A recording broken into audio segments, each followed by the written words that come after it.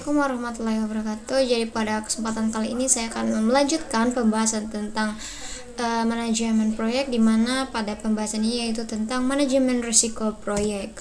Jadi risiko or problem. Jadi problem atau masalah secara umum timbul dari aktivitas atau keputusan dilakukan pada masa lalu, sehingga saat itu sudah terjadi dan menjadi susah diketahui dampaknya. Sebagai contoh, macet di Jakarta merupakan gambaran dari masalah karena sudah terjadi pada kondisi saat ini dan penanganan kedepannya dilakukan oleh manajemen krisis atau operasional khusus. Risk. Sementara resiko merupakan kejadian yang belum terjadi, baru merupakan perkiraan atau keterjadiannya. Lalu berdasarkan ISO, pengertian risiko adalah efek dari ketidakpastian pada sasaran. Jadi efek berkaitan dengan posisi maupun positif maupun negatif, sedangkan ketidakpastian yaitu sesuatu keadaan, kondisi, kurang informasi terkait dengan pemahaman atau pengetahuan. Sasaran merupakan tujuan dari suatu yang akan kita capai. Lalu resiko, menurut kamus, resiko adalah kemungkinan kerugian atau kecelakaan. Definisi dari resiko proyek adalah sebuah ketidakpastian yang dapat berdampak positif atau negatif bagi proyek. Tujuan dari manajemen resiko adalah untuk meminimalkan potensi resiko negatif sambil memaksimalkan potensi resiko positifnya. Manajemen risiko proyek mengidentifikasi, menganalisa, dan merespon terhadap risiko yang ada selama proyek agar tujuan proyek tercapai. Ini merupakan contoh bagian risiko proyek. Dalam mengelola perusahaan secara umum, fungsi penerapan manajemen risiko pada tingkat perusahaan adalah yaitu pertama, memperkuat analisis pencapaian strategis perusahaan, yang kedua, memudahkan dalam pengambilan keputusan, dan yang ketiga, meningkatkan produktivitas perusahaan. Lalu ini merupakan bagian proses manajemen risiko proyek. Dan ini merupakan bagian perencanaannya, yaitu memiliki input teknik dan output. Identifikasi resikonya juga ada input teknik dan output. Sedangkan analisis resiko quality juga memiliki input teknik dan output.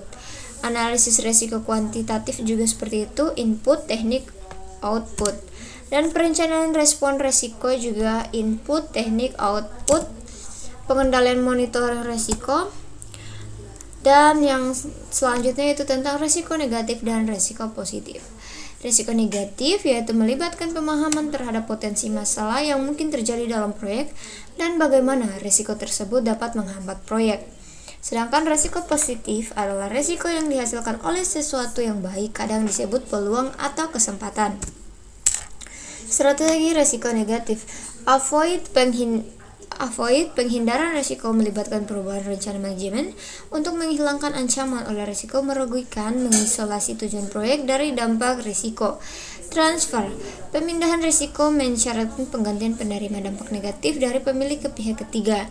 Sedangkan mitigate, pengurangan peluang atau dampak peristiwa berisiko merugikan ke ambang atau batas yang dapat diterima. Strategi risiko positif yaitu exploit, strategi untuk memastikan bahwa kesempatan atau risiko positif dapat terrealisasi. Contohnya menugaskan SDM yang lebih berbakat untuk mengurangi waktu penyelesaian atau penyediaan mutu lebih baik dari yang direncanakan. Lalu share, alokasi kepemilikan kepada pihak ketiga yang memiliki kemampuan terbaik menangkap peluang manfaat proyek, contohnya special purpose company atau joint venture. Lalu enhance, memodifikasi ukuran kesempatan dapat meningkatkan peluang dan atau dampak positif dengan mengidentifikasi dan memaksimalkan pengendali kunci dari risiko dampak negatif. Ini merupakan bagian perencanaan manajemen risiko. Rencana kontingensi aksi yang dilakukan oleh tim proyek apabila sebuah risiko benar-benar terjadi. Flex plan yaitu rencana yang dikembangkan untuk risiko yang dampak sangat tinggi dan keberhasilan proyek. Kategori risiko yaitu risiko pasar, finansial, teknologi, manusia, dan proses. Lalu risiko breakdown struktural, gambaran tingkat kategori risiko dari sebuah proyek digunakan untuk mengidentifikasi dan mengkategorikan risiko. Lalu ini merupakan bagian contoh risk breakdown structure untuk IT project.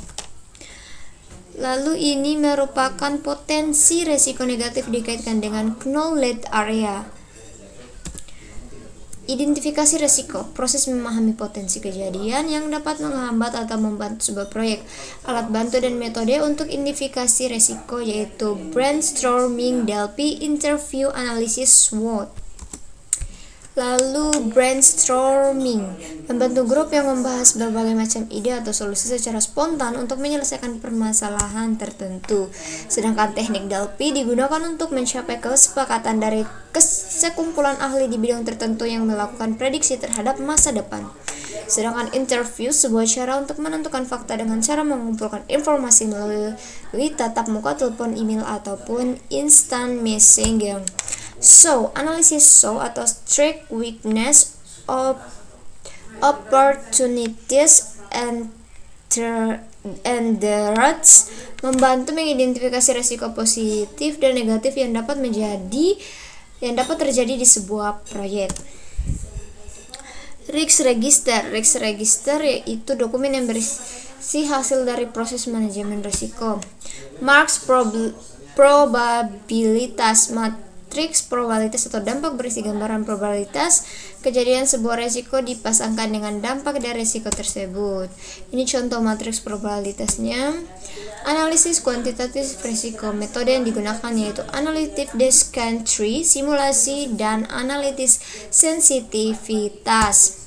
Lalu ada Bayesian tree and expect monetary value atau AMV. Destination tree adalah diagram analisis yang membantu dan memilih sebuah situasi yang hasilnya belum pasti. Lalu menghitung AMV yaitu pertama, memasukkan nilai probabilitas terjadinya sebuah risiko, kedua, masukkan nilai finansial dari dampak risiko, dan ketiga, kalikan nomor 1 dan nomor 2.